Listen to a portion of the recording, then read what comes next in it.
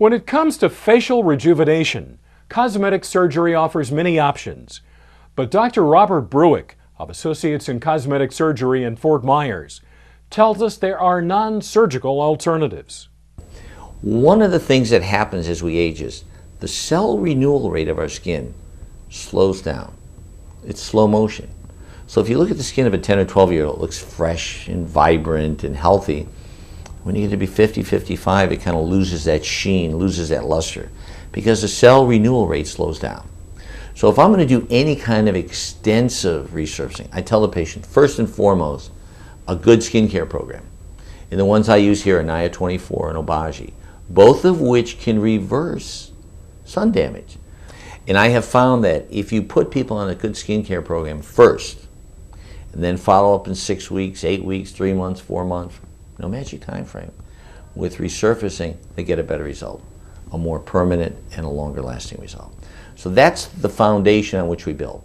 Now, what we do to the skin after that depends on what the problem is. For example, there is broadband light, where people might have brown spots. Drives them crazy. So we might do some light therapy to lessen the brown spot.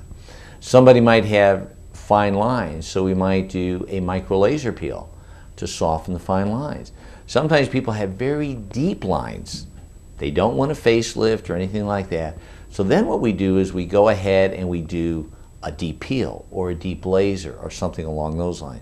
So the procedure has to be tailored to what the needs of the patient are. If someone's using skincare products, should they consider Botox? Botox and Dysport are agents that we inject to decrease muscle tone. For example, somebody frowns. Why do you get frown lines? You get frown lines because there are muscles there that contract. When they contract, they create furrows. So when you inject Botox into that area, you're in essence decreasing, stopping, paralyzing, if you will, the contraction of that muscle. So the advantage to a person is they don't have those deep furrows.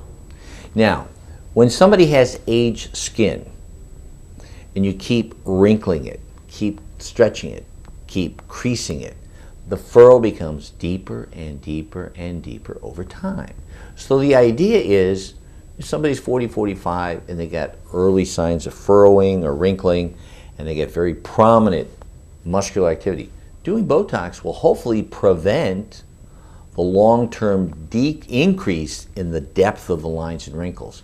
Another one is the crow's feet. Why do people get these? Because there's a muscle around the eye called the orbicularis muscle.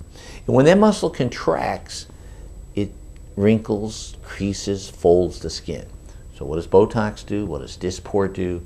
We inject it into the area, decreases the tonicity, i.e. paralyzes the muscle. You don't get those wrinkles.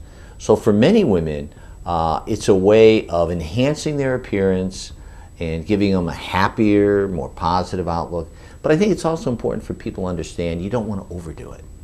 You know, there's a fine line between looking natural and looking fake and artificial, or plastic, if you will. So I think it's important that you not overdo it and that people understand the limitations of the Botox or the Dysport.